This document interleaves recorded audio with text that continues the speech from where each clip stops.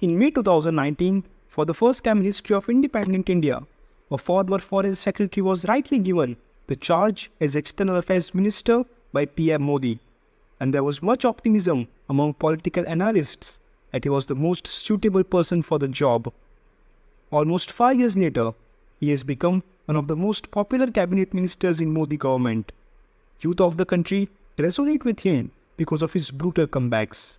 He is also regarded by a large section of population as someone who is giving shape to PM Modi's vision of making Bharat a Vishwaguru. Subrahmanyam Jaishankar was born on 9th January 1955 in New Delhi in a Tamil Hindu family to Krishnaswamy Subrahmanyam and Sulochana Subrahmanyam. His father, Mr. K. Subrahmanyam, was a political analyst and an influential diplomat who served Government of India in various capacities. He did his schooling from the Air Force School Delhi and Bangalore Military School. Later, he completed his bachelor's degree in chemistry from St. Stephen College in Delhi. He did his MA in political science and went on to complete his MPhil and PhD in international relations from Jawaharlal Nehru University in Delhi, specializing in nuclear diplomacy. This specialization was well chosen because expertise in this subject was going to land him in the team negotiating India's most important deal with the United States in the history of their bilateral relations. He cleared UPSC at a young age of 22 and became an Indian Foreign Service officer in 1977.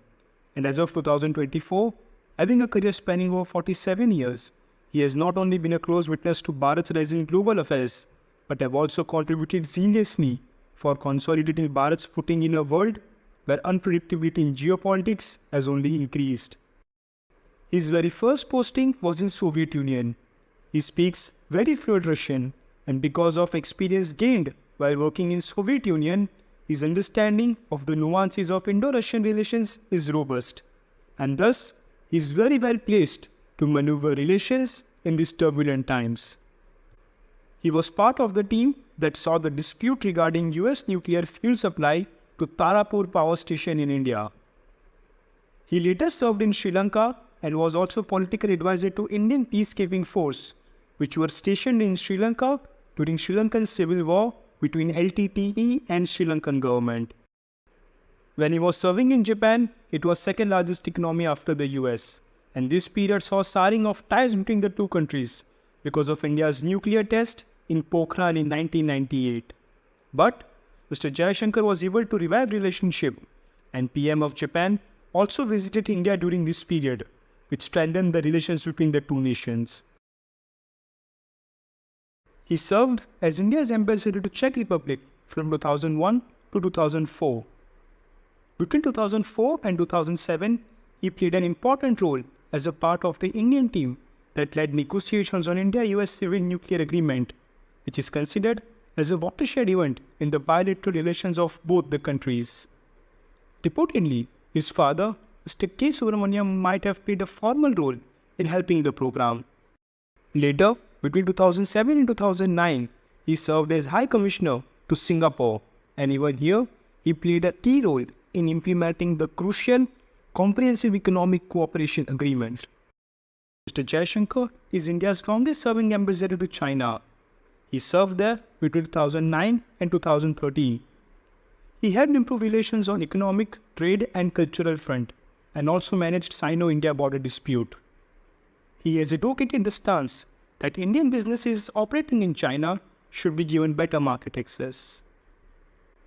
Back in 2012, when Mr. Narendra Modi was Chief Minister of Gujarat and was visiting China, Jaishankar helped setting up meeting for then Gujarat Chief Minister with important Chinese dignitaries, and Mr. Modi was quite impressed with Mr. Jaishankar's diplomatic skills, and also he resonated with Jaishankar's take on how India's foreign policy should be. From 2013 to 2015, he served as ambassador to the United States. He arrived amid Devyani Khobragade episode and deftly handled the matter, proving his diplomatic skills. Among his notable accomplishments there includes planning successful maiden visit of PM Modi after he was elected to office in 2014. Finally, he reached the pinnacle that every Indian diplomat aspires.